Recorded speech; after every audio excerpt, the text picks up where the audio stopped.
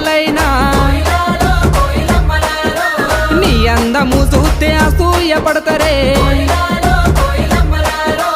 ఇంతటి అందాన్ని ఆ బ్రహ్మదేవుడు ఎంతెంత కష్టపడి రూపుదిద్దినాడో దివిలోన నీ ఉంటే దేవుళ్ళు కూడా నిన్ను చూసి ఆగరాని కిందికే పంపనేమో మల్లె చెట్టు కింద కూస్తున్నా మనసైనా ఓ ముద్దుకుమ్మా లంగవోని వేసుకొని దొంగ చూపు చూసుకుంటా నా మనసు